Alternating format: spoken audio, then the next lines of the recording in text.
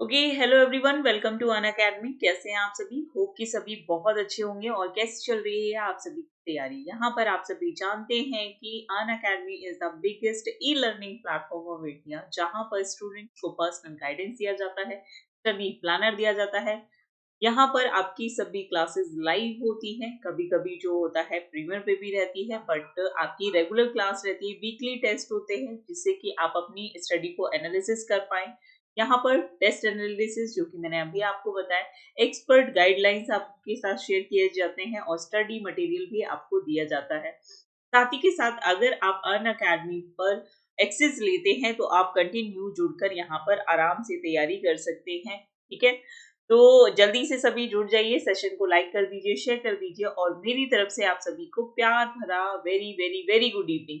चलिए, ये है आपका एसएससी का जो अमाउंट है, जो फीस है, वो 50% तक रिड्यूस कर दिया गया है आप सभी के लिए। तो फटाफट से जाकर आप सभी क्या करेंगे, इस जो भी अमाउंट है, जितने महीने के लिए जितना भी आपका, अगर आप रिवीजन करना चाहते हैं तो आप 1 महीने का सब्सक्रिप्शन ले सकते हैं, 3 महीने का भी ले सकते हैं, 6 मंथ, 1 ईयर, 2 ईयर, या अगर आप स्टार्टिंग फेज है, अभी तैयारी शुरू कर रहे हैं, तो आप यहाँ पर 2 साल का सब्सक्रिप्शन लीजिए मेरे आधार पर, या फिर 1 साल का, क्योंकि इतना टाइम तो आपको प्रॉपर जो बेसिक से शुरू करना होता है उसमें लगता ही लगता समय है। ठीक है, जिन बच्चों ने थोड़ा बहुत तैयारी किया है उनके लिए ये अमाउंट बिल्कुल ठीक होता है, ये टाइम पीरियड जो है बिल्कुल सही होगा।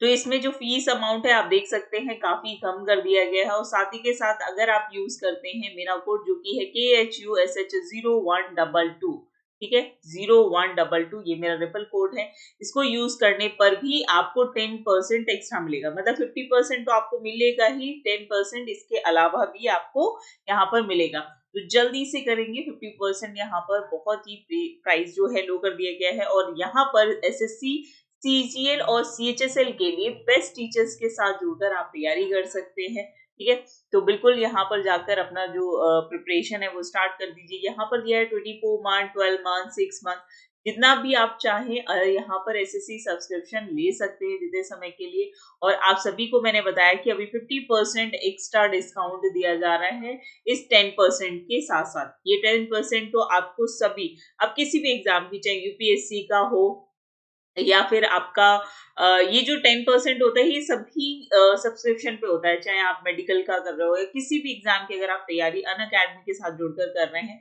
तो वहां पर इस कोड को यूज करने पर आपको 10% का फीस डिस्काउंट दिया जाता है। लेकिन यहाँ पर 50% एक्स्ट्रा दिया जाएगा, कब? एसएससी सब्सक्रिप्शन पे। और आप लोगों को बता दिया है कि सफलता बैच जो है वो बहुत बेहतर है, आप सभी की प्रिपरेशन में आप लोगों को काफी हेल्प करेगा। तो फटाफट से जाकर वहां पर सब्सक्रिप्शन ले लीजिए। ये है डाउट एंड सोल्यूशन का ऑप्शन। किसी भी सवाल को लेकर अगर आपको डाउट होता है तो आपको यहाँ पर कुछ भी, मतलब टाइप करने की जरूरत नहीं है, आप डायरेक्टली जाइए, फोटो अपलोड करिए, वहां पर टीचर्स जो है आपके क्वेश्चंस को देखेंगे और वहां पर आपके सवालों के जवाब दे दिए जाएंगे। और यहाँ पर आप अपने फेवरेट टीचर को रेज हैंड करके सवाल पूछ सकते हैं। ठीक है, ये है आपका सबसे इंपॉर्टेंट, यानी कि आप में से कौन बनेगा विनर एसएससी कॉम्बैक्ट एग्जाम का, जिसमें दिए जाते हैं 40 क्वेश्चंस 50 मिनट्स के टाइम के साथ। जैसे आप केबीसी खेलते हो ना, सिर्फ वैसा ही है। तो आप तैयारी कर रहे हो तो बिल्कुल इसमें पार्टिसिपेट करिए, क्योंकि ये देता है आपको 1 करोड़ तक की स्कॉलरशिप। ठीक है, जो आप जितना भी मार्क्स आएगा उस आधार पर आपकी रैंकिंग डिसाइड होगी, और उसी आधार पर यहाँ पर 75%, 50%, 25% रैंकिंग जितनी आपकी बनेगी उसी आधार पे आपको स्कॉलरशिप दी जाएगी।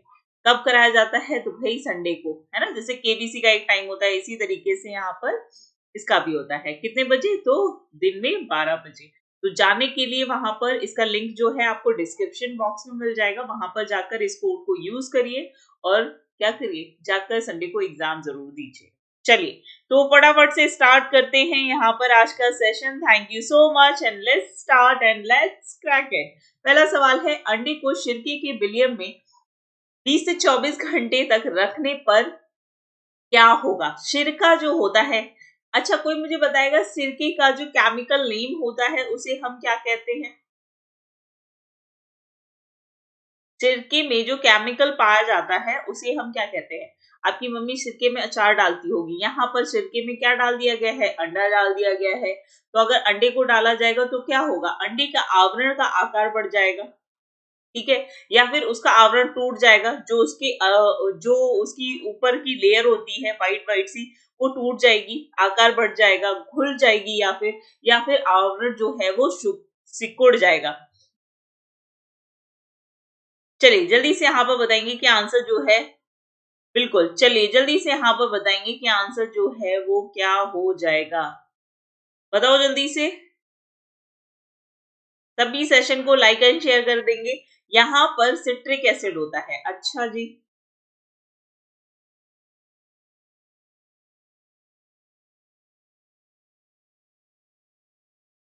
एसिटिक एसिड जो होता है वो क्या होता है? सिट्रिक होता है या फिर एसिटिक एसिड होता है? बताइए जल्दी से, एसिटिक एसिड होता है या फिर सिट्रिक एसिड होता है? सिकुड़ जाएगा, बताओ जल्दी से। देखो, आपकी मम्मी जब उसमें डालती है, अचार डालती हैं, है ना, अचार जब डालती हैं तो अचार में पड़ता है क्या? आपका सिरका। सिरका क्यों पड़ता है? उस अचार को गलाने के लिए। अगर 24 घंटे के लिए अंडे को उसमें डाला जाएगा तो जो अंडे का आवरण है वो घुल जाएगा। ये जो अंडे का आवरण है, अंडे की अगर हम आवरण की बात करें तो ये किससे बना होता है? ये बना होता है आपका कैल्शियम, किससे बना होता है? कैल्शियम कार्बोनेट का बना होता है। किसका बना होता है? कैल्शियम कार्बोनेट का बना हुआ होता है। ठीक है, तो एसिटिक होता है। हाँ बिल्कुल, अब समझ में आया। और जो सिरका होता है उसे हम कहते हैं क्या? Acetic acid. क्या बोलते हैं? एसिटिक एसिड, अम्ल। ठीक है, अम्ल क्या करता है? किसी भी चीज को गलाने में हेल्प करता है। तो सिरका जो होता है वो कैल्शियम कार्बोनेट को क्या करेगा? गला देगा, और फिर वो अंडा जो है वो सिरके में घुल जाएगा। बात यहां तक समझ में आई? तो यहाँ पर सभी का आंसर जो है वो क्या हो जाएगा? सी आंसर बिल्कुल सही हो जाएगा। और सिट्रिक एसिड जो होता है वो किस में पाया जाता है? अगर हम सिट्रिक एसिड की बात करें, सिट्रिक अम्ल की अगर हम बात करें तो ये किसमें? ये पाया जाएगा आपके नींबू में। ठीक है, नींबू, निमुड़ा निमुड़ा नींबू। ठीक है, बिल्कुल सही, हैरी पॉटर 2.0। अगला सवाल है, चाय का सबसे बड़ा उत्पादक देश निम्नलिखित में से कौन सा है? यानी कि चाय का उत्पादन, जो सुबह सुबह चुस्की लेके आप चाय पीते हैं, कुछ लोगों को तो मतलब चाय की तलब होती है, उनको हर 2 घंटे में चाय चाहिए, है ना। और आप लोगों से कहा है कि हुनर, आपको किसी के पीछे भागने की जरूरत नहीं है, आप में खुद बहुत हुनर है। आपने पढ़ी होगी एक रिसेंटली एक हमारे पास एग्जाम्पल है, एमबीए चाय वाला, है ना, जिसने अपना खुद का एकदम बहुत बड़ी इंडस्ट्री डेवलप की है। तो आप भी कर सकते हैं, काम कोई भी छोटा बड़ा नहीं होता है। उसने भी एक बहुत छोटे से स्टॉल से शुरू किया था। तैयारी कर रहे हो तो उसको सही तरीके से सही डायरेक्शन में इम्प्लीमेंट करिए। चलिए, ठीक है, ब्राजील, यहाँ पर आंसर आ रहा है ब्राजील। तो यहाँ पर बात करेंगे, इसका सही आंसर जो है, यहाँ पर बात की गई है चाय की, ना कि कॉफी की। ठीक है, कॉफी की बात नहीं की गई है, यहाँ पर बात की गई है चाय की। और चाय पर सबसे ज्यादा उत्पादक देश जो है वो कौन सा है? चाइना। ठीक है, कौन सा है? चाइना। हाँ, भारत में सबसे ज्यादा कौन सी होती है? असम में। कॉफी का अगर आपसे पूछा जाए कि कॉफी का सबसे ज्यादा उत्पादन जो है वो कहाँ किया जाता है, तब आप बोलेंगे ब्राजील। क्या बोलेंगे? ब्राजील। और ब्राजील क्षेत्र में भी जहां पर कॉफी उत्पादित होती है, तो कॉफी जो है वो काफी बड़े बड़े प्लांट्स होते हैं। ठीक है, अच्छी खासी उनकी हाइट होती है। तो उन प्लांट्स में या उन बागानों को क्या कहते हैं? फेजेंडा। क्या बोलते हैं? फेजेंडा। क्लियर है? तो याद रखिएगा। अच्छा, आपने चाय तो सुना है, आप लोगों ने आजकल बहुत सुना होगा ग्रीन टी पिया करो तो आप पतले हो जाओगे, या फिर एंटीऑक्सीडेंट होती है। ठीक है, सेंटो स्पोर्ट से स्पोर्ट की जाती, क्या बात है, ये हुई ना बात इस प्रेजेंट। बिल्कुल सही। ठीक है, ग्रीन टी पूछा जाता है, तो ग्रीन टी जो है इसकी भी उत्पत्ति कहाँ से हुई है? चीन से हुई है। ठीक है, ग्रीन टी जो आजकल काफी ज्यादा लोगों में ट्रेंड में है, लोग बहुत ज्यादा वेट लूज करने के लिए पीते हैं, तो ये भी इसका भी कहाँ से फॉर्मेशन हुआ है ब्राजील से। सी आंसर यहाँ पर बिल्कुल सही हो जाएगा। ठीक है, चलिए अब बात करेंगे अनुच्छेद 21A संबंधित है धार्मिक स्वतंत्रता के अधिकार से, शोषण के विरुद्ध अधिकार से। 6 से 14 वर्ष की आयु की सभी बच्चों को मुफ्त शिक्षा, मुफ्त और अनिवार्य यानी कि फ्री भी है और कंपलसरी भी है। मतलब ऐसा नहीं है फ्री है तो आप मनमानी करके पढ़ना है नहीं पढ़ना है, नहीं। 6 से 14 साल के बच्चों को जबरदस्ती स्कूल भेजा जाएगा, है ना, चाहे आपको उनको घसीट के लेकर जाओ, लेकिन उनको शिक्षित करना अनिवार्य है। या फिर संवैधानिक उपचार, इनमें से कौन सा आंसर जो है यहाँ पर बिल्कुल सही हो जाएगा।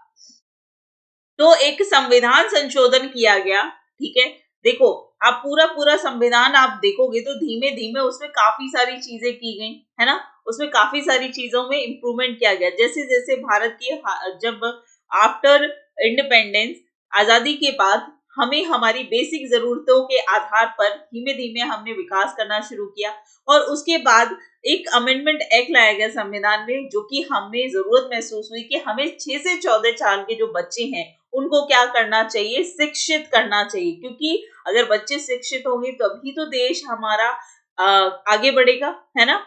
जहां का यूथ अगर शिक्षित नहीं होगा तो फिर वो देश आगे कैसे बढ़ेगा। तो यहाँ पर अनुच्छेद 21 में 21 का जोड़ा गया, यानी कि 21 एक जोड़ा गया। अमेंडमेंट एक्ट हुआ कॉन्स्टिट्यूशन में। अमेंडमेंट एक्ट कौन सा था, 86वां, ठीक है। 86वां अमेंडमेंट एक्ट किया गया कब, आपका 2002 में, ठीक है। कब किया गया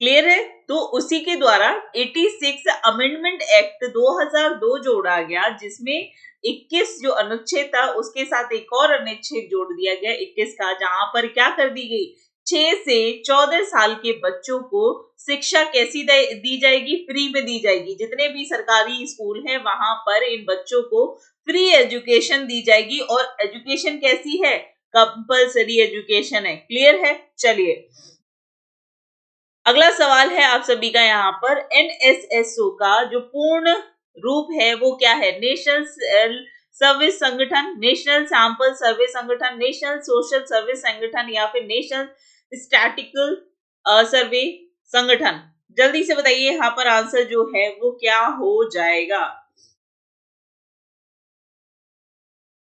ठीक है, तो एनएसएस जो है इसकी फुल फॉर्म क्या हो जाएगी, जल्दी से बताओ। इसकी फुल फॉर्म होगी नेशनल सैंपल सर्वे ऑर्गेनाइजेशन। क्या होती है, नेशनल सैंपल सर्वे ऑर्गेनाइजेशन, यानी कि राष्ट्रीय नमूना सर्वेक्षण संस्था। ठीक है, क्या है, हिंदी में अगर हम बात करें तो राष्ट्रीय नमूना सर्वेक्षण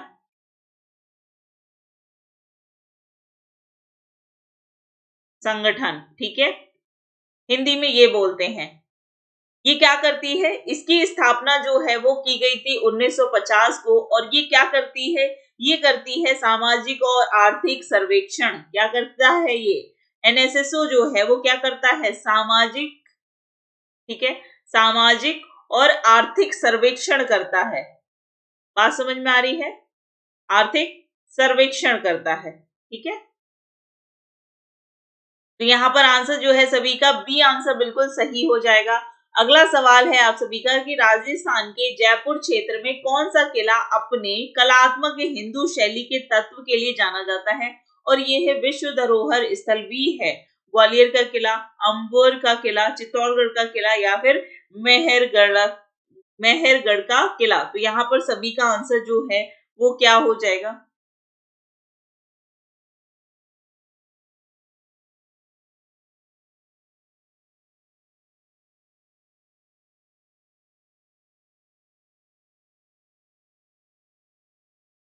चलिए जल्दी से सभी सेशन को यहाँ पर लाइक और शेयर कर देंगे, है ना, सभी सेशन को यहाँ पर लाइक और शेयर कर देंगे।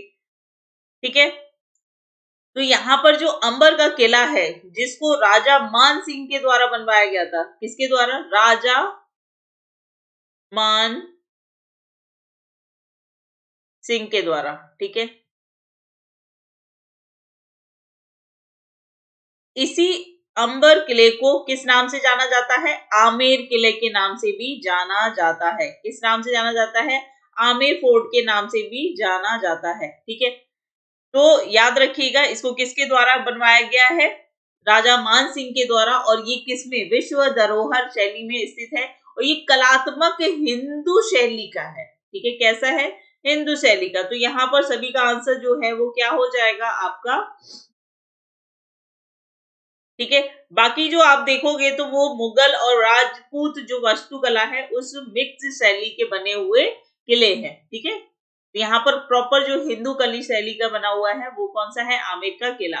बाकी के सारे जो फोर्ट हैं वो भी क्या यूनेस्को वर्ल्ड हेरिटेज साइट में शामिल है। तो यहाँ पर बी आंसर जो है बिल्कुल सही हो जाएगा।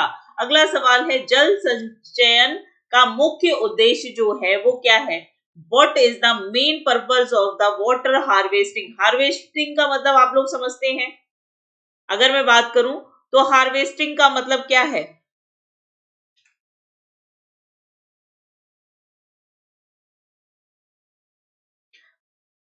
पढ़ लो बच्चों, पढ़ लो, ठीक है। भविष्य में पढ़ाई काम आएगी, ये सब चीजें काम नहीं आती हैं, है ना। और रही बात खूबसूरती की, तो वो आपका नजरिया होता है किसी चीज को देखने का। कोई भी चीज बदसूरत नहीं होती है, हर चीज की अपनी एक खूबसूरती है। बस आपको वो खूबसूरती ढूंढनी आनी चाहिए, ठीक है। तो बच्चे पढ़ाई कर लो, पढ़ाई कर लो, है ना। चलिए, तो यहाँ पर जल संचयन का जो मुख्य उद्देश्य होता है वो क्या है? Recycling of ground water. यानी कि हम जो वाटर हार्वेस्टिंग करते हैं, जो वाटर हार्वेस्टिंग करते हैं आजकल वाटर मिनिस्ट्री के द्वारा और बाकी लोगों में इस जल संचयन को यानी कि वाटर हार्वेस्टिंग को लेकर बहुत सारी जागरूकता फैलाई जा रही है। क्योंकि जो पानी बरसात का पानी आता है ना, बारिश का पानी जो आता है वो क्या करता है? जमीन पे गिरते, नाली कूचों में पहुंचते हुए पूरा का पूरा पानी जो है वो प्रदूषित पानी में मिल जाता है। जबकि जितना भी रेन वाटर होता है वो कैसा होता है? प्योर वाटर होता है और वो जाकर मिल जाता है आपका ये गंदे पानी में। तो वो कहीं क्या हो रहा है? वेस्ट हो रहा है।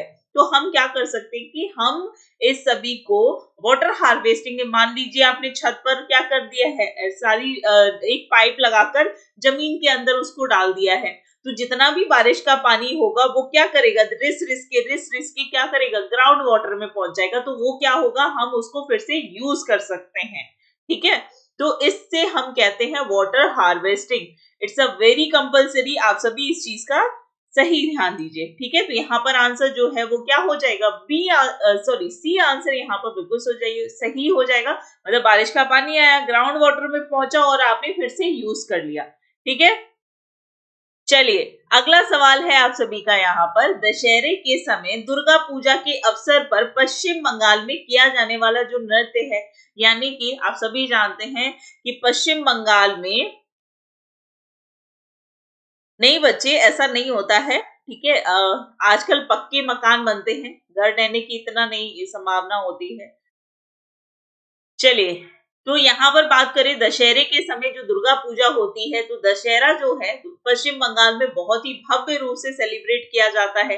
और वहां पर आपने देखा होगा कि इस दुर्गा पूजा के टाइम पे जो महिलाएं होती हैं इस तरीके की कुछ बाउल्स में कुछ आग जलाकर या फिर कुछ ऐसा जिससे कि क्या निकल रहा है, धुआं निकल रहा है, इस टाइप के पात्र को लेकर क्या करती हैं? नृत्य करती हैं। तो उस प्रकार के जो नृत्य होता है उसे क्या बोला जाता है? क्या बात है, वेरी गुड, बहुत बढ़िया, हैरी पॉटर, वेल डन बच्चे।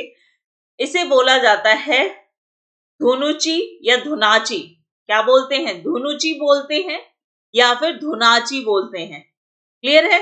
धुनाई, ठीक है। हाँ, बोल सकते हो पलटा। क्लियर है? यहाँ पर आंसर जो है वो क्या हो जाएगा? डी आंसर होगा, धुनुची, ठीक है। अगर आप सभी के नाम पढ़ोगे तब भी आपको बंगाली जो बंगाली लैंग्वेज जो होती है, धुनाची, इसी टाइप के टर्म्स यूज किए जाते हैं, ठीक है। तो यहाँ पर आंसर जो है वो क्या हो जाएगा, डी आंसर आप सभी का यहाँ पर बिल्कुल सही हो जाएगा। अगला सवाल है, क्या बात है, हाँ जी बिल्कुल, बहुत बढ़िया। अगला सवाल है, 22 दिसंबर को किस रूप में मनाया जाता है, यानी कि 22 दिसंबर जो है सेलिब्रेट किया जाता है as a, it's a national science day, it's a national technology day, it's a national mathematics day और it's a national literacy day. Hello Priyanka, very good evening बच्चे, गुड मॉर्निंग हो रही है। चलो, तो सभी यहाँ पर सेशन को लाइक और शेयर कर देंगे और जल्दी से यहाँ पर आंसर देंगे कि 22 दिसंबर को क्या मनाया जाता है। ठीक है, तो 22 दिवस, बहुत अच्छे डीके। तो जो आपके बहुत ही महान गणितज्ञ रहे हैं जिनका नाम क्या है, श्रीनिवास रामा अर्जुन, ठीक है, रामानुजन, कौन, रामानुजन, ठीक है, इनकी याद में, इनकी जयंती के, इनके सम्मान में 22 दिसंबर को क्या मनाया जाता है, राष्ट्रीय गणित दिवस सेलिब्रेट किया जाता है। ठीक है, मैथ्स डे, बहुत बढ़िया, वेरी गुड, बहुत अच्छे, सभी का आंसर सही है, सी ऑप्शन बिल्कुल सही हो जाएगा। अगला सवाल है, भारत के संविधान में आरंभ के समय कितने अनुच्छेद थे, यानी कि जब आपका संविधान तैयार हुआ था, ठीक है, जब आपका संविधान तैयार हुआ था आजादी के समय, उस समय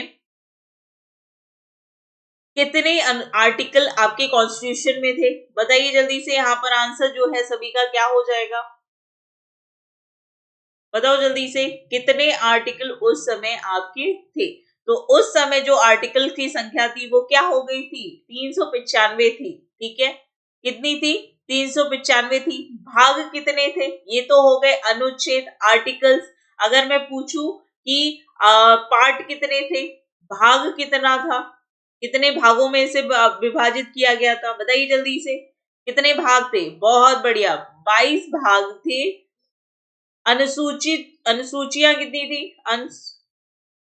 अनुसूची की बात करें तो 8 अनुसूची थी। अब क्या हुआ है, इन सभी में क्या कर दिए गए हैं, अमेंडमेंट कर करके और बहुत सारे आर्टिकल्स जोड़ दिए गए हैं। ठीक है, तो यहां पर आंसर जो है, सब आर्टिकल्स बढ़ गए हैं, इसमें अमेंडमेंट हुए हैं। ठीक है, बहुत बढ़िया, तो यहां पर आंसर जो है वो क्या हो जाएगा आपका। अगला सवाल है, डेंगू के समय रक्तस्राव की संख्या में कमी के कारण होता है प्लाज्मा रुधिर कणिका, लाल रुधिर कणिकाएं, श्वेत रुधिर कणिकाएं या फिर प्लेटलेट्स। तो अभी आप सभी जानते हैं, ठीक है, तो अगर हम बात करें वर्तमान में 12 अनुसूची हैं, बिल्कुल सही बात है, वर्तमान में अगर हम बात करें तो 12 अनुसूची हैं।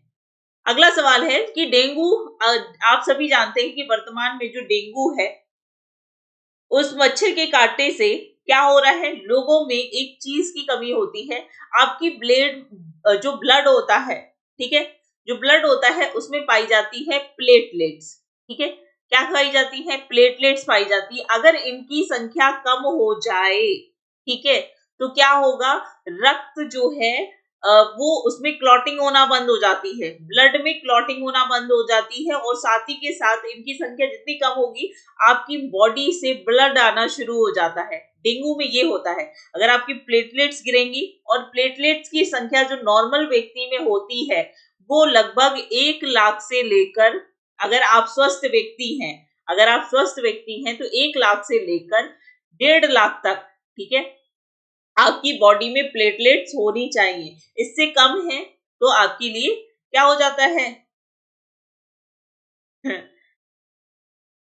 हाँ, फीमेल एडीज मॉस्किटो की वजह से होता है। तो जब ये लाखों की संख्या जो होती है, आजकल जिसको भी डेंगू हो रहा है, सीधे सीधे बात आती है कि भाई आपकी प्लेटलेट्स कम हो रही हैं। अगर आपकी प्लेटलेट्स कम होंगी तो आपकी बॉडी से क्या होना, नाक से खून आ सकता है, मुंह से खून आ सकता है, तो इसमें क्या हो जाती है, बहुत ही रिस्क फैक्टर काम करने लगता है। ठीक है, तो यहाँ पर याद रखिएगा, इसके लिए क्या रिस्पॉन्सिबल होता है, प्लेटलेट्स। ठीक है, प्लेटलेट्स की कमी से आपकी बॉडी से क्या होगा, रक्त स्राव शुरू हो जाएगा।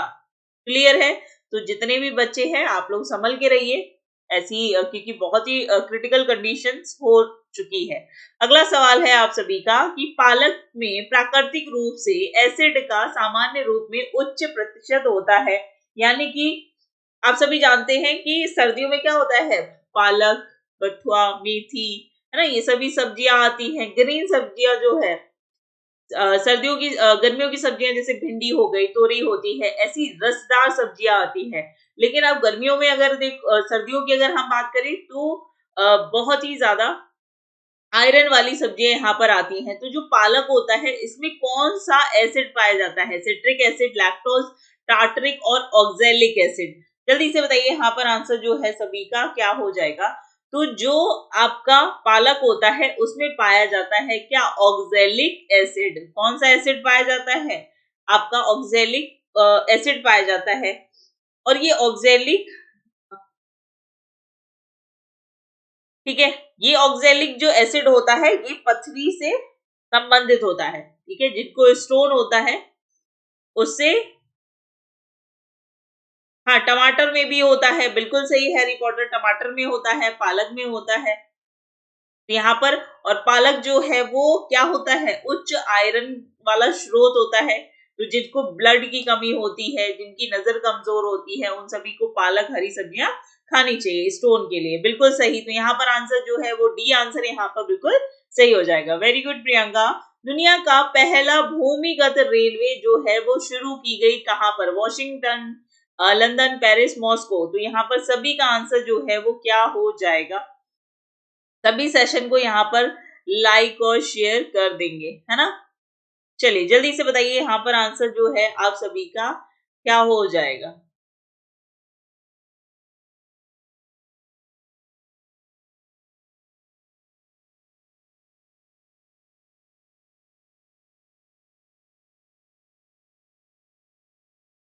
बताइए जल्दी से यहाँ पर आंसर जो है।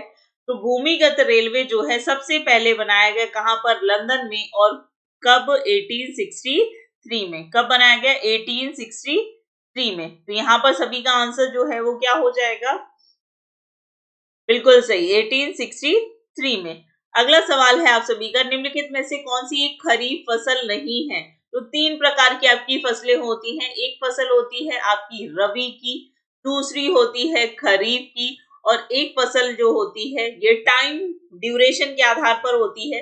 और तीसरी होती है आपकी कौन सी, जायद। कौन सी होती है, जायद फसल होती है।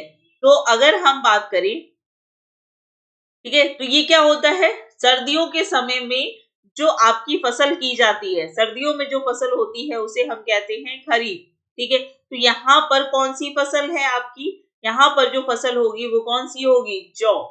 ठीक है, जायद फसलें कौन सी होती है, जैसे खीरा हो गया, आपका ककड़ी हो गया, या फिर आप कह सकते हो तरबूज हो गया, खरबूज हो गया। ये सभी फसलें जो होती हैं वो किस में आएंगी, आपकी जायद फसलों में आती हैं। किस में आती है, आपकी जायद फसलों में आती है। तो यहाँ पर सभी का आंसर जो है वो सी आंसर बिल्कुल सही हो जाएगा। अगला सवाल है कि प्रसिद्ध महाकाव्य पद्मावत जो है किसके द्वारा लिखी गई है। तो जल्दी से यहाँ पर,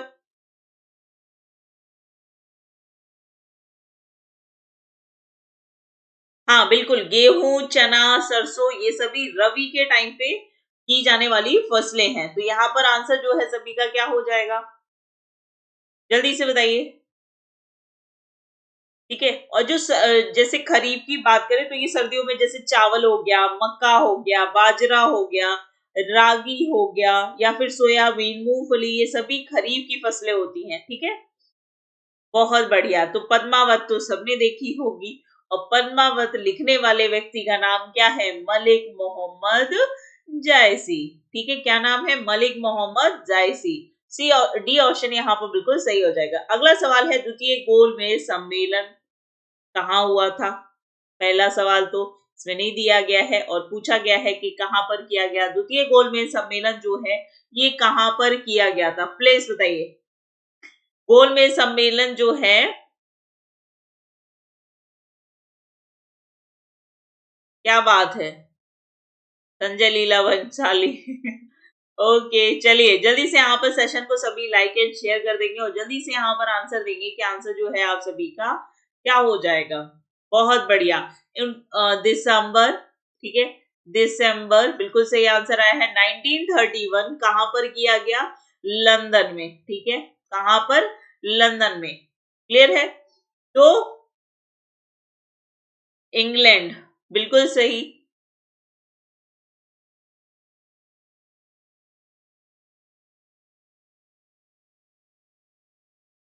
ठीक है, और यहीं पर, हाँ बिल्कुल, ये जो सेकंड गोलमेज सम्मेलन था, इसमें गांधी जी ने भाग लिया और गांधी जी के साथ आपकी कौन थी? सरोजिनी नायडू, ठीक है, सरोजिनी नायडू भी इस सम्मेलन में शामिल थी। और यहीं पर जो कौन थे? रैमजे मैकडोनाल्ड था। कौन? Ramsay MacDonald. इसने क्या किया था? कोई मुझे बताएगा? इसने क्या किया था? इसने यहां पर जारी कर दिया था क्या? सांप्रदायिक पंचाट। सांप्रदायिक पंचाट, जिसमें क्या था? जिसमें जो अल्पसंख्यक हैं, ठीक है, जितने भी अल्पसंख्यक हैं, उनको क्या दिया जाएगा? उनको दिया जाएगा आरक्षण। क्या दिया जाएगा? आरक्षण। और यहीं पर गांधी जी क्या हो जाते हैं? नाराज हो जाते हैं। ठीक है, हाँ जी बिल्कुल, चर्चिल ने इनको यहीं पर कहा था अर्धनंगा फकीर। हाँ बिल्कुल, चर्चिल ने इनको क्या कहा था? अर्धनंगा कम्युनल अवार्ड, बिल्कुल। चलिए, तो यहाँ पर याद रखेंगे सभी। यहाँ पर आंसर जो है सभी का क्या हो जाएगा? ये आंसर यहाँ पर बिल्कुल सही हो जाएगा।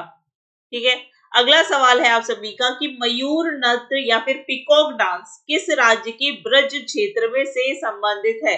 तो आपने देखा होगा पिकॉक डांस, जिसमें क्या करता है, एक व्यक्ति पीछे मोर के पंखों को लगाकर डांस करते हैं। और यहाँ पर ये जो डांस फॉर्म है किस राज्य में किया जाने वाला फॉर्म, डांस फॉर्म है? उत्तर प्रदेश, उड़ीसा, बिहार और आंध्र प्रदेश। चलिए जल्दी से यहाँ पर बताएंगे कि आंसर जो है, ब्रजभूमि की बात करें तो कृष्ण क्षेत्र जो है उसको ब्रजभूमि के नाम से जाना जाता है।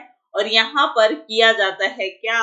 उत्तर प्रदेश, उत्तर प्रदेश में किया जाने वाला डांस फॉर्म है पीकॉक, यानी कि मयूर नृत्य। यहाँ पर अगर मैं बात करूं क्लासिकल डांस की, तो क्लासिकल डांस में कौन सा है? कथक। ठीक है, कौन सा है? कथक। अगला सवाल, मथुरा उत्तर प्रदेश, बहुत बढ़िया। अगला सवाल है, भूमि से घिरा हुआ भारत का सबसे बड़ा बंदरगाह निम्नलिखित में से कौन सा है? तूतीकोरिन, कांडला, मर्मुगोआ और विशाखापट्टनम। चलिए जल्दी से यहाँ पर आंसर देंगे कि आंसर जो है सभी का क्या हो जाएगा। पूरा का पूरा भूमि से घिरा हुआ बंदरगाह जो है, ठीक है,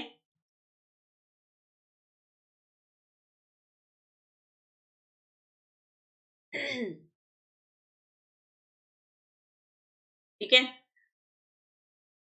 ये जहाज निर्माण का सबसे, बिरजू महाराज फेमस है। कथक के तो बिरजू बिरजू महाराज फेमस है, बिल्कुल। तो यहाँ पर बात करें तो क्या हो जाएगा? विशाखापट्टनम। ठीक है, सबसे बड़ा बंदरगाह है। यहाँ इस बंदरगाह की बात करें तो यहाँ पर सबसे ज्यादा विनिर्माण केंद्र स्थापित किए गए हैं। औद्योगिक जो इंडस्ट्रीज हैं वो भी यहाँ पर विशाखापट्टनम में स्थापित की गई हैं। ठीक है, तो ये बहुत बड़ा बंदरगाह है। यहाँ पर डी आंसर जो है बिल्कुल सही हो जाएगा। अगला सवाल है, राज्यसभा का अध्यक्ष कौन होता है? राज्यसभा के जो अध्यक्ष चुने जाते हैं वो कौन होते हैं? बहुत बढ़िया, बिल्कुल सही। डी आंसर यहाँ पर बिल्कुल सही हो जाएगा। सेशन को सभी लाइक और शेयर कर देंगे, है ना? चलिए जल्दी से बताएंगे यहाँ पर आंसर जो है आप सभी का क्या हो जाएगा।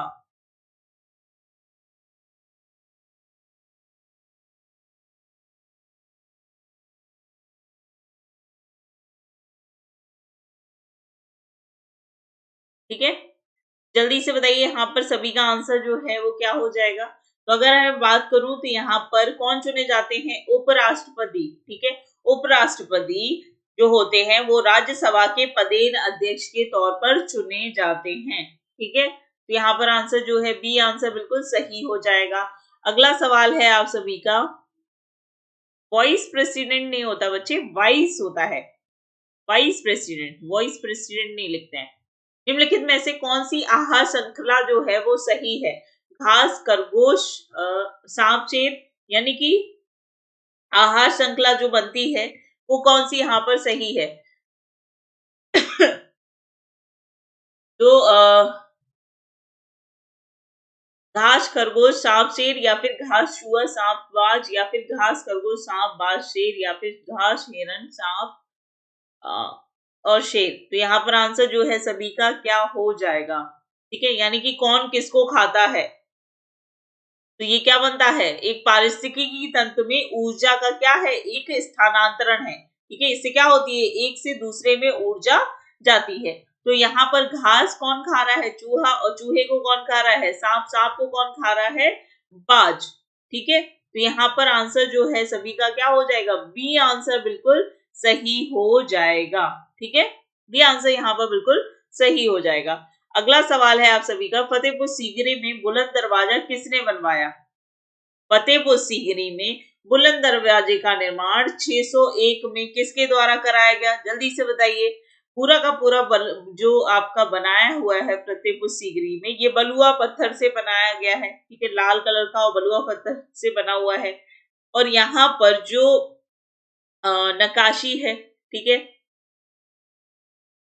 ओके, चलिए, तो यहाँ पर आंसर जो है वो क्या हो जाएगा? किसके द्वारा बनवाया गया? अकबर के द्वारा 601 में बनवाया गया था। कब बनवाया गया था? कोई मुझे बताएगा कब बनवाया गया था, क्यों बनवाया था इसने? तो यहाँ पर आंसर जो है सभी का क्या हो जाएगा? बताइए जल्दी से। चलिए, बताया है मैंने आप सभी को, गुजरात पर विजय प्राप्त की थी। बिल्कुल, गुजरात पर विजय प्राप्त करने के बाद अकबर ने फतेहपुर सीकरी में बुलंद दरवाजे का निर्माण कराया था। भारत में फतेहपुर सीकरी कहाँ है? तो ये आपके आगरा के पास ही है। भारत में 12वीं पंचवर्षीय योजना की जो अवधि है वो क्या थी? और साथ ही के साथ बताएंगे कि 12वीं पंचवर्षीय योजना का जो उद्देश्य था, ठीक है, ये क्या था?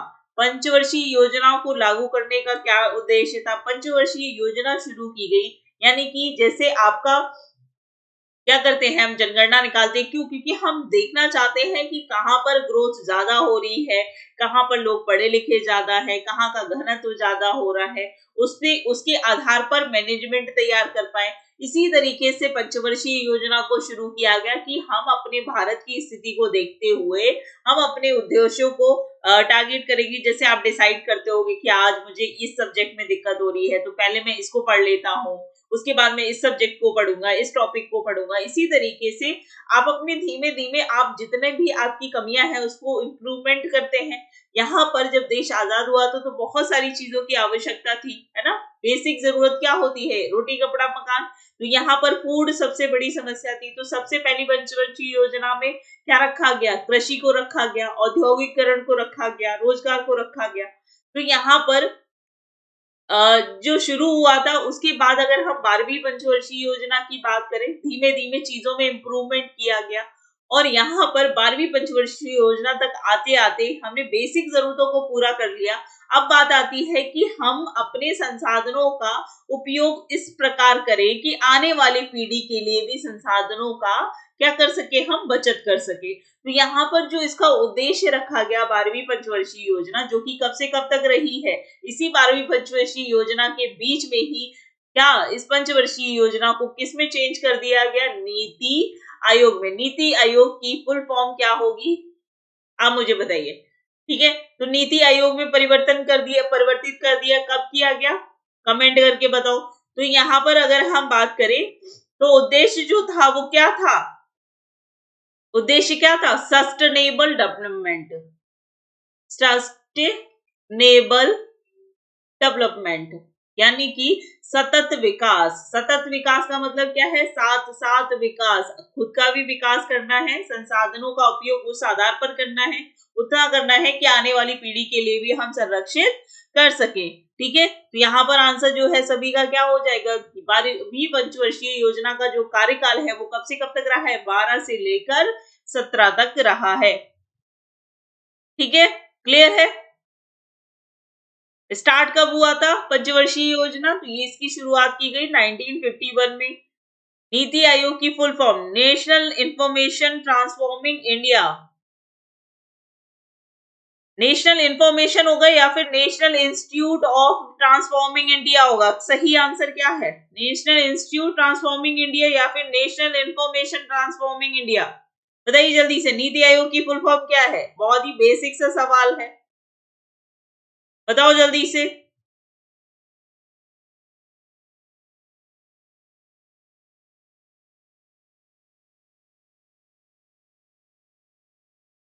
बहुत अच्छे। चलिए अगला सवाल है आप सभी का कि लाल मिट्टी के रंग, जो लाल मिट्टी होती है, लाल मृदा होती है, उसके लाल होने का, कोई बात नहीं हैरी पॉटर, हो जाता है, बड़े बड़े शहरों में छोटी छोटी गलतियां होती रहती हैं, ठीक है, तो इतना परेशान नहीं होना है। लेकिन जहां पर गलती हो उसको, और गलतियां भी बहुत जरूरी होती है क्योंकि अब आपने जो गलती की है आप कभी नहीं भूलेंगे, आप हमेशा याद रखेंगे, आपको याद करने की जरूरत नहीं है नीति आयोग की फुल फॉर्म। चले तो यहाँ पर बात करेंगे लाल मृदा की, और लाल मृदा में जो लाल रंग होता है वो क्यों होता है? मिट्टी में जलयोजन के कारण, यानी हाइड्रेशन इन सॉइल, या फिर एक्सेस रेनफॉल, अत्यधिक वर्षा, उच्च तापमान, अत्यधिक वर्षा, या फिर क्रिस्टलीय और मेटामॉर्फिक चट्टाने। तो यहाँ पर सही आंसर जो है आप सभी का क्या हो जाएगा? बताइए जल्दी से। मिट्टी में या फिर क्रिस्टलीय और मेटामॉर्फिक रीजन क्या हो जाएगा? जल्दी से बताओ यहाँ पर आंसर जो है आप सभी का। ओके, बहुत अच्छे। तो यहाँ पर जो सही आंसर है वो क्या हो जाएगा? क्रिस्टलीय और मेटामॉर्फिक चट्टाने, जो रूपांतरित चट्टाने होती हैं, ये किसकी बनी होती है? ग्रेनाइट और नीस की बनी होती है। इसमें क्या होता है? मैग्नीशियम होता है, नाइट्रोजन होता है, फॉस्फेट होता है, ठीक है, ह्यूमस होता है, पोटाश और जो कैल्शियम होते हैं वो काफी ज्यादा मात्रा में पाए जाते हैं, ठीक है। तो यहाँ पर आंसर जो है सभी का क्या हो जाएगा? लाल मृदा। परविंदर, क्या दिक्कत है बच्चे? क्या क्वेश्चन आपको समझ नहीं आया? रूपांतरित चट्टाने जो होती हैं ये क्या होती हैं? क्लियर है? तो यहाँ पर आंसर जो है वो क्या हो जाएगा? इन सभी चट्टानों में सबसे ज्यादा ग्रेनाइट, नीस और क्वार्टजाइट प्रकार की चट्टाने होती हैं। प्रेजेंट ऑफ आयरन, बिल्कुल सही बात है कि इसमें जो आयरन जो ऑक्साइड्स होते हैं उसकी मात्रा काफी ज्यादा होती है, और किस फॉर्म में होती है? क्रिस्टलीय, रस्ट टाइप की होती है, इसलिए इसका जो रंग होता है, बिल्कुल पद्मा रेड्डी, बिल्कुल। इसमें जो आयरन ऑक्साइड होते हैं वो भी अत्यधिक मात्रा में पाए जाते हैं, और ये चट्टाने कैसी होती हैं? आपकी मेटामॉर्फिक होती है, ठीक है। इसमें जो तत्व पाए जाते हैं, मैग्नीशियम हो गया, फॉस्फोर हो गया, नाइट्रोजन हो गया, ये सभी तत्व यहाँ पर पाए जाते हैं। तो यहाँ पर आंसर जो है सभी का डी आंसर बिल्कुल सही हो जाएगा। अगला सवाल है कि लोकसभा की पहली महिला स्पीकर जो है वो कौन चुनी गई? चलिए जल्दी से बताइए। लोकसभा की पहली महिला स्पीकर जो हैं वो कौन चुनी गई? यहाँ पर आंसर जो है आप सभी का क्या हो जाएगा? तो लोकसभा में,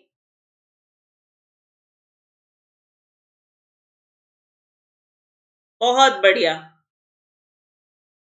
ओके मुकेश, थैंक यू बच्चे। चले तो सबसे पहली लीला सेठ, सरोजिनी नायडू, इंदिरा गांधी या फिर Meira Kumar? Answer is the D, answer is the right answer, Meira Kumar, जिनको लोकसभा में पहली महिला स्पीकर, वर्तमान में कौन है, करंट में आपके स्पीकर कौन है वो बताना है। पहली महिला के तौर पर जो लोकसभा में स्पीकर चुनी गई वो कौन है? मीरा कुमार। इनका कार्यकाल जो है वो कब से कब तक रहा? 2009 से लेकर 2014 तक। 14 जब आपकी कौन आई? Second is Sumitra Mahajan, very good. Second कौन रही है? सुमित्रा महाजन, ठीक है। तो यहाँ पर आंसर जो है वो क्या हो जाएगा? डी आंसर बिल्कुल सही हो जाएगा। अगला सवाल है, भारतीय संविधान की प्रस्तावना में शब्द द्वारा परिकल्पित है, कानून की से समीक्षा सभी समान है, न्याय, कानून, समता या फिर जनता? तो यहाँ पर आंसर जो है ओम बिरला जी, बिल्कुल। क्या बात है, बहुत अच्छी, वेल डन। सभी का आंसर बिल्कुल सही आ रहा है। और यहाँ पर बात करें तो संविधान की प्रस्तावना की अगर हम बात करें तो यहाँ पर आंसर जो है वो क्या हो जाएगा? बिल्कुल। तो यहाँ पर आंसर बात की जा रही है समता की, संविधान के समक्ष समान अधिकार, जिसको किस आर्टिकल में रखा गया है? आर्टिकल 14 में। किसमें? आर्टिकल 14 में। बिल्कुल मुकेश, टॉपिक वाइज भी बहुत जल्दी सेशन को हम लेकर आएंगे। ठीक है, अगला सवाल है, संयुक्त राज्य अमेरिका का राष्ट्रीय खेल क्या है? यूएसए का जो राष्ट्रीय खेल है वो क्या है? जैसे भारत का क्या है? भारत का राष्ट्रीय खेल क्या है? यहाँ पर बताइए। यूएसए का बेसबॉल, रग्बी, क्रिकेट और टेबल टेनिस। तो यहाँ पर आंसर जो है वो क्या हो जाएगा?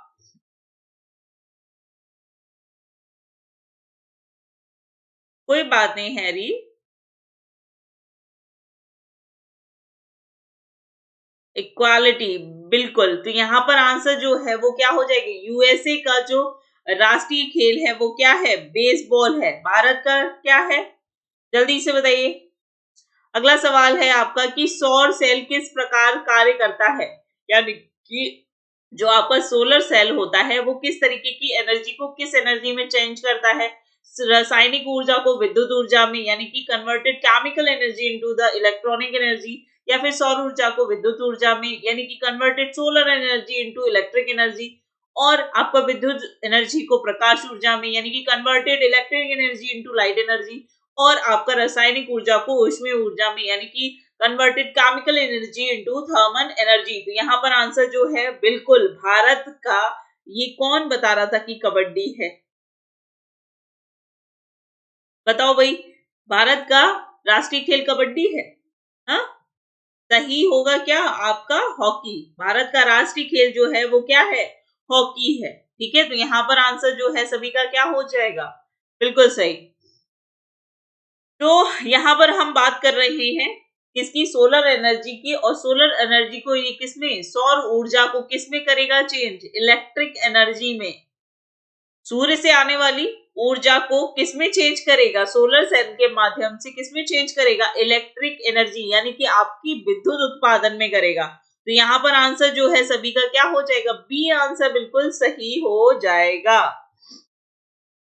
बहुत बढ़िया। अगला सवाल है, जोहान गुटेनबर्ग द्वारा पहली मुद्रित पुस्तक जो है वो कौन सी है? Which was the first printed book by Johann Gutenberg? Fairy book, Bible, panchang और हैंडबुक। चलिए जल्दी से बताइए यहाँ पर आंसर जो है वो क्या हो जाएगा? जोहान गुटेनबर्ग की बात करें तो ये जर्मन वैज्ञानिक थे। ठीक है, कौन थे? जर्मन एक आविष्कारक रहे हैं, वैज्ञानिक रहे हैं, और इन्होंने, ठीक है, जो इन्होंने क्या किया है? प्रिंटिंग प्रेस का आविष्कार किया है। किसका आविष्कार किया है? प्रिंटिंग प्रेस का। ठीक है, और इनके द्वारा जो पहली पुस्तक लिखी गई है वो कौन सी है? बाइबल। ठीक है, कौन सी है? बाइबल, यानी कि बी आंसर यहाँ पर बिल्कुल सही हो जाएगा। क्लियर है? चलिए, तो यहाँ पर आंसर जो है सभी का क्या हो जाएगा? बी आंसर बिल्कुल सही हो जाएगा। अगला सवाल है, एक अस्तर छोटी उंगली की तरह वर्गीकृत भाग से ढका हुआ जिसे बिली कहा जाता है, कहाँ पर पाई जाती है? छोटी आंत, तिली, अग्न्याशय और पेट। तो यहाँ पर आंसर जो है सभी का क्या हो जाएगा? क्या बात है, बहुत बढ़िया। बहुत सारे लोग तो लूडो खेलते हैं मोबाइल में, ये भी बात सही है। चलिए जल्दी से सभी यहाँ पर आंसर करेंगे, और आंसर जो है आप सभी का क्या हो जाएगा?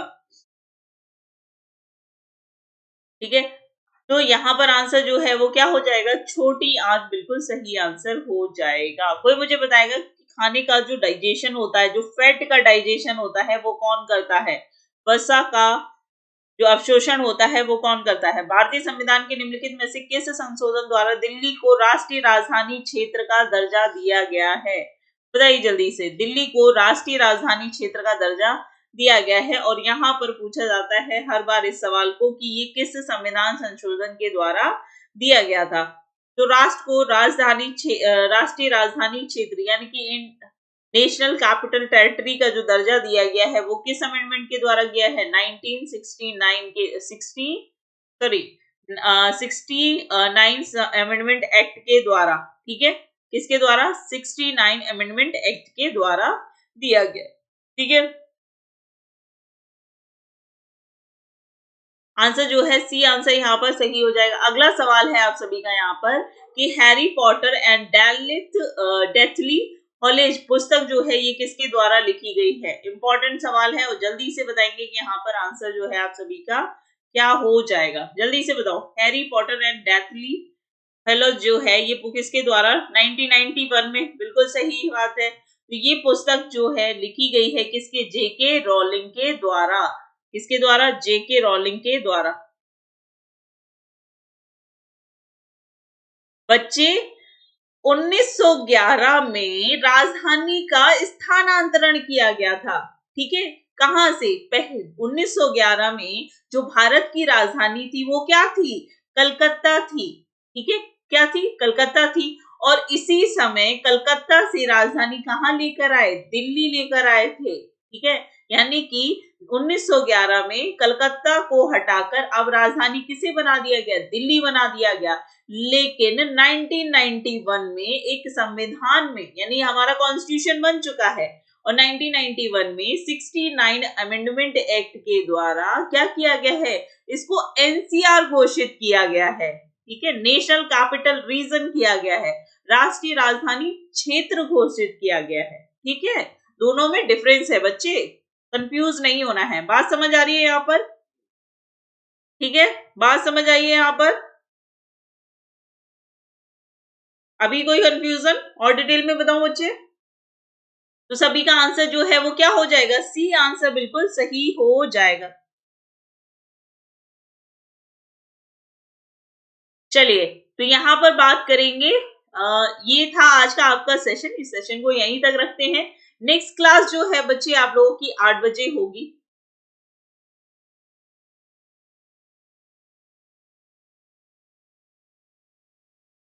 नेक्स्ट क्लास जो है आप लोगों की 8 बजे होगी।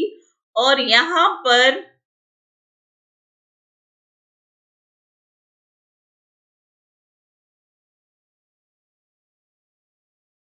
क्लियर है ना सभी को, किसी को कोई डाउट है तो मैं फिर से एक्सप्लेन कर दूं आप सभी को।